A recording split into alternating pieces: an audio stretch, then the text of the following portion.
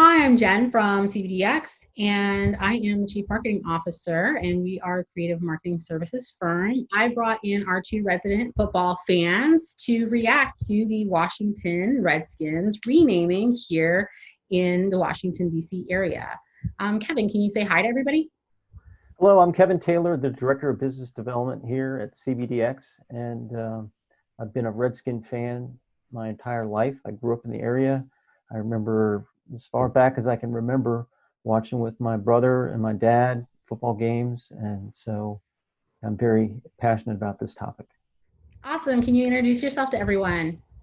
Hi, I am Asim Sheikh. I'm actually a 49er fan, but I live 10 minutes away from the Redskins headquarters. So I actually do care about the Redskins because they are my neighbors. And I have been to Redskins Stadium a number of times. So I have a lot to say about that.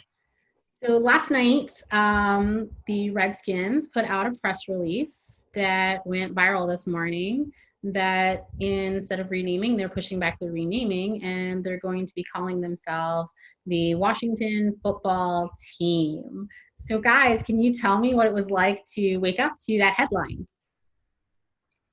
Well, I'll go ahead and start and say I was a little kind of surprised, but actually glad.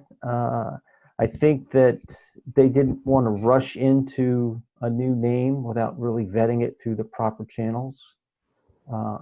Also, it's probably worth mentioning that I believe in changing the name.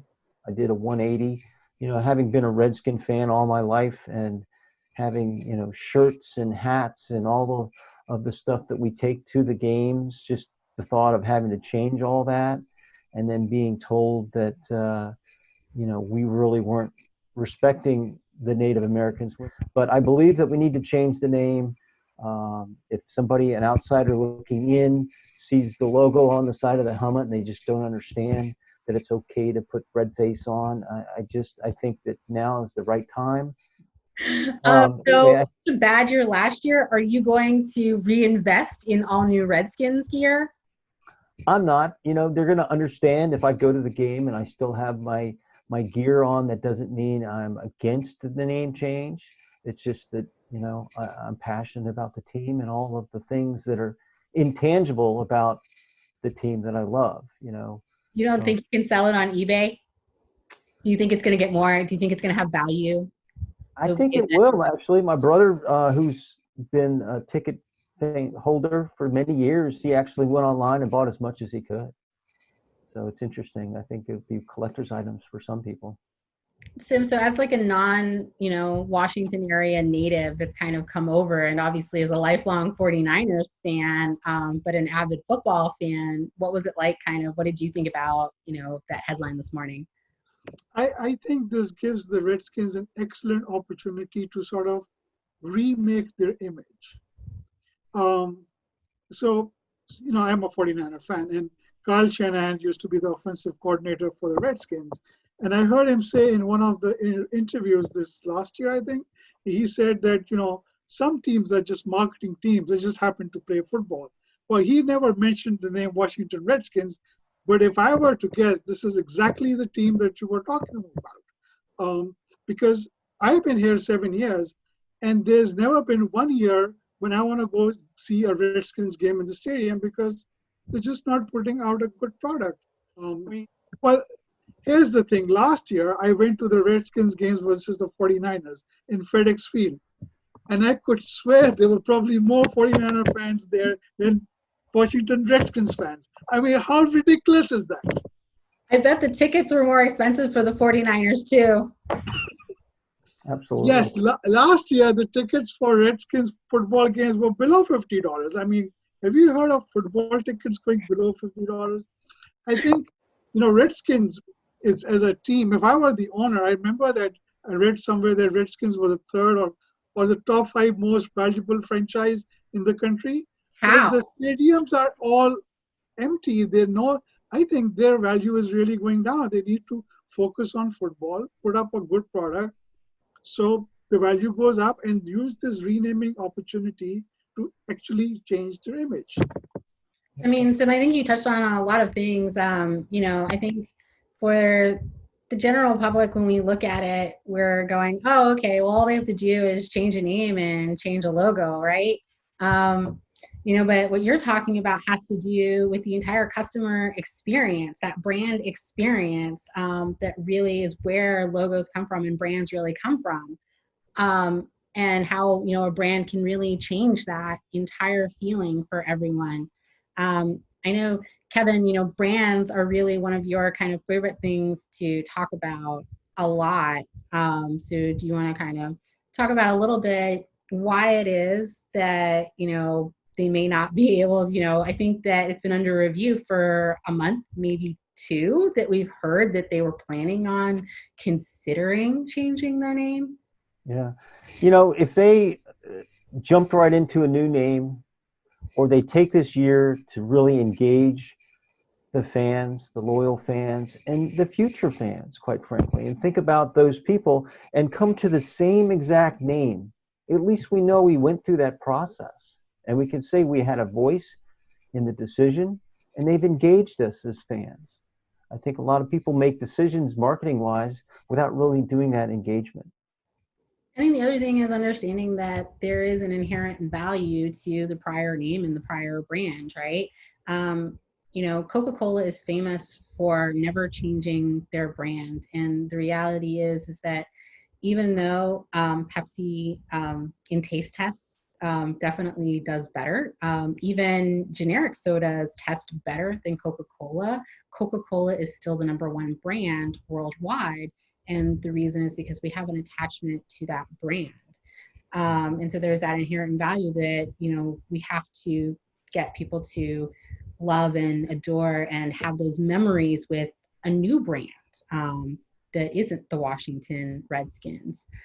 There's also the cost, right, Sim, of rebranding. CBD went through a rebranding in 2014, right? We went through a rebranding phase in 2014, and we had to evaluate the cost and the value of our current brand. And we're a very small business, and so those costs are very, very low, and we're able to push things through because there aren't a lot of decision makers.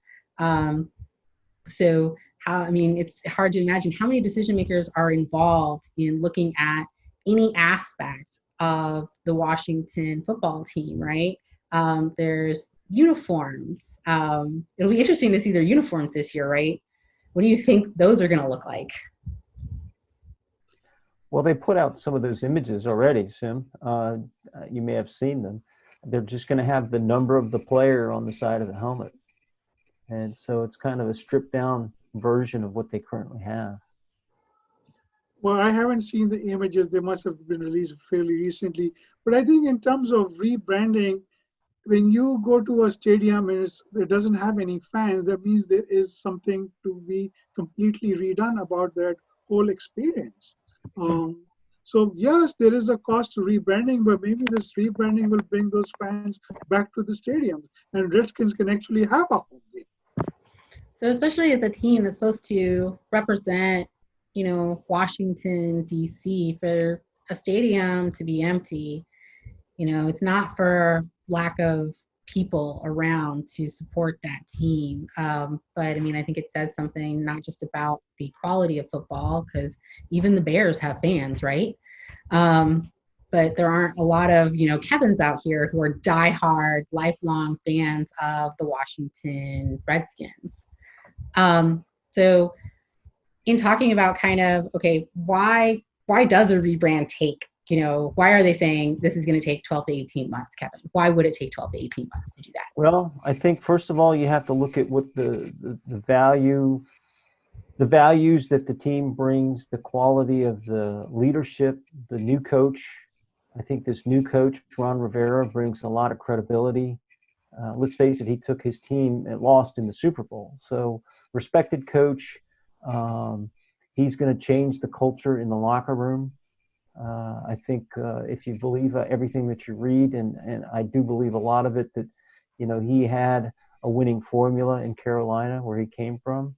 And so just getting everybody on board with what's going on. So you've got, the players, you've got the coaches, you've got the ownership, you have then all of the loyal club seat fans that pay, thousands of dollars to go every year.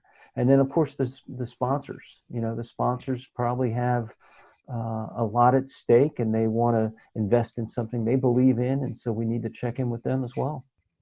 So whenever I'm talking about, branding projects with our clients, I always describe it to them as a tripod. Your brand it can't just be a representation of who you think you are. It has to also be a representation of who your audience, basically who the fans think you are, and how they feel about you. And I think that really gets back to, your logo, your mark is just a physical manifestation and mark.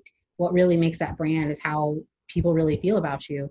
And so the reason that, brands take 12, 18 months, 2 years to recreate and to be built is that there's, a research phase that takes a long time. There's a lot of social listening that happens.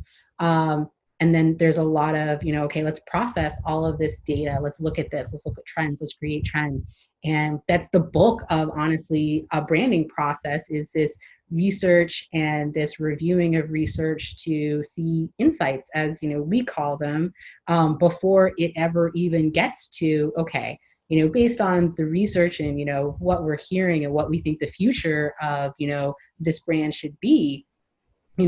All of this happens, all these decisions happens even before it ever sees a designer's desk to even sort of think about these things and say, okay, how can I create this and create a mark out of it? Right. And so, probably the design phase of any branding process probably takes probably less than 1/3 of the time.